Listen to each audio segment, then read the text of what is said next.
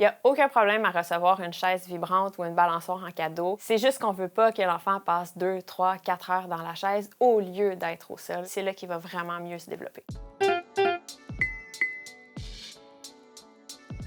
Moi, c'est Janie, je suis physiothérapeute en pédiatrie. Il y a des enfants moteurs et des enfants verbaux. C'est plutôt faux. Chaque sphère de développement va se développer pas mal en même temps. Fait que le langage et le moteur. Après ça, il y a certains enfants qui sont plus moteurs dans le sens où ils ont eu plus d'expérience motrice. Fait qu'ils vont peut-être être un petit peu meilleurs au niveau moteur, mais ça ne veut pas dire que leur langage va être plus faible. Tous les bébés doivent passer par le 4 pattes. Oui, le 4 pattes, c'est une étape super importante du développement moteur. C'est la seule qui travaille les muscles du tronc, les abdominaux, la force des épaules, la coordination. Même si un enfant ne va pas marcher à 4 pattes, il va finir par marcher plus tard, c'est certain.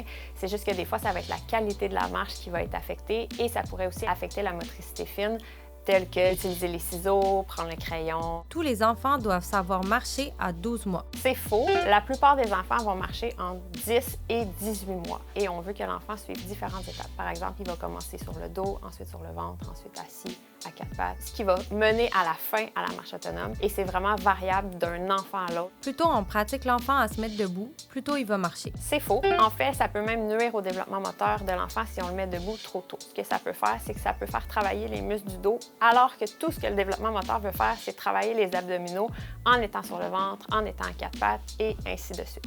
Un bébé qui ne se retourne pas à 6 mois, c'est inquiétant. Vrai, avec des nuances. Normalement, un bébé va se retourner du dos au ventre entre 5 et 6 mois. Donc, c'est sûr qu'un enfant qui ne se tourne pas encore à 6 mois, mais on veut trouver un petit peu pourquoi puis savoir qu'est-ce qu'il y en est. Donc, consulter un physiothérapeute pour s'assurer que tout est beau puis que c'est juste une petite variante de la norme puis qu'il n'y a pas quelque chose de plus gros derrière ça. Les chaises vibrantes et les balançoires n'affectent pas le développement moteur. Vrai et faux, tout est dans le nombre de temps qu'on va passer dans ces appareils-là. Entre 4 et 6 mois, un bébé devrait être majoritairement du temps réveillé au sol. Après ça, on peut utiliser ces appareils-là quand on a besoin d'une petite pause ou quand on doit préparer le repas.